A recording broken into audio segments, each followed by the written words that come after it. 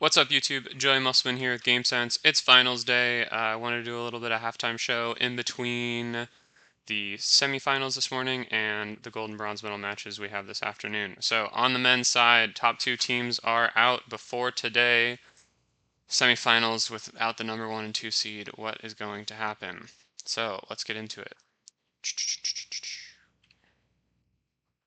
Alrighty, so this is the bracket so far. We'll be flipping back to this, but you can see Mol and Sørum there lost to Plavins and Fokerots. Fokerots, this is actually messed up. It's Plavins and Fokerots versus Łosiak, Bryl, Rotar, and Gauthier-Rat versus Hölting Nilsson, Andersson. But yeah, what do we got here? And then similar thing on the other side. You see Amon and Helvig there losing to Luini and Immers, and then Luini and Immers losing to Łosiak and Bryl in the next round. So we were wondering going into today if Plavins and Fokerots was going to have a similar fate. And so going into this, Plavins and Fokerots are undefeated in total matches. They lost one set total to the team that they're about to be playing, which is Poland. And so were they going to fall apart kind of like Luini and Immers did? And so anyway, get the win on Mol and Sørum, lots of blocks, lots of attacks. Their on-2 was working really well. And then into Plavins, or into Łosiak and Bryl, were unable to get it done in serve reception. It says 4 aces there, but it felt like more. The serves were really doing a number on them. And yeah, so they weren't able to run the on-2. Fokerots was blocking okay at the very beginning of the first game, but as the game went on and they were losing, the mental really fell apart, which I think is something that I saw from them in another tournament. So I don't think that they're going to win this bronze medal match. I don't think that they're going to be able to come back mentally, but we'll get into that later. But yeah, just wanted to update on this pattern I saw, and I thought it was cool. So yesterday, Luini and Immers kind of had a similar thing happen. They beat Amon and Helvig, big win, and then just can't keep the momentum going into their next round. All right, so the other semifinals, Hölting Nilsson versus Gauthier-Rat. Gauthier-Rat and Rotar coming off a win against Davas and Aye. Similar sort of mental fall apart, honestly. And then playing Hölting Nilsson and Andersson, who they beat Berger, Hammerberg. Yeah, haven't really been tested. Their biggest test was that Kraben Benesh in pools, so haven't really been tested. Hoping to glide to an easy win. But yeah, this one was certainly not easy. France was losing the whole first set and then came back right at the end. I think I pointed this out before, but Rotar just has this ability to, like, near the end of a set, really take over, and you see it here with those 6 blocks. But Hölting Nilsson and Andersson were just very consistent. Hölting Nilsson's getting aces. His float serve's looking really good.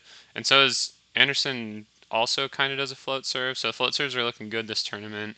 See those 12 digs, Andersson was all over Rotar and Gauthier-Rat, which is, they're more of a shooty team. So Andersson really being able to, honestly, the Swedish Federation having really good defenders. And then just look at those attack numbers going on 2, using the option to their advantage. So Hölting Nilsson and Andersson looking good, but against Bryl and Łosiak, I am not sure. We'll get into it in a little bit, but on the women's side, the serve was just lethal. And if it's similar conditions, I think that a major part of this win for Łosiak and Bryl was the good serving. Like I said, it's only 4 aces, but it felt like a lot more.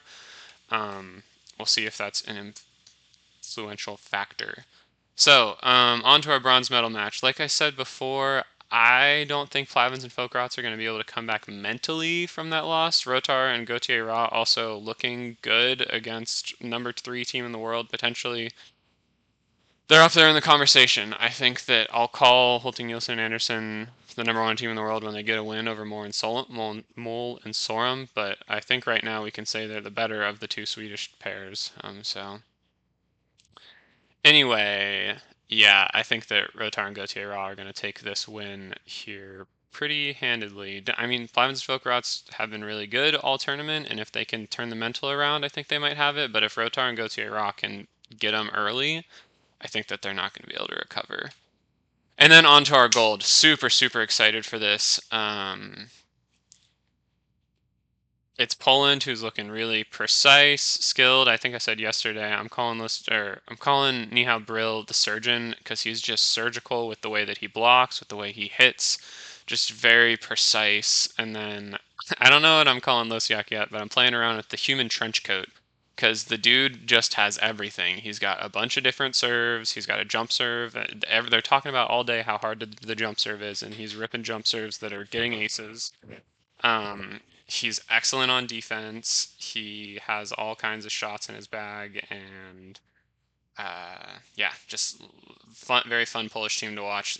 They got some injuries last year, and I feel like they were just always falling short. And this really feels like their time to get a gold with Mol and Sørum and Ahmed, sorry, Aman and Helvig out. But Hölting Nilsson and Andersson looking really good. This will just be a really fun match and potentially another gold for this Swedish team. I think they locked this in. They definitely locked in their number 2 spot.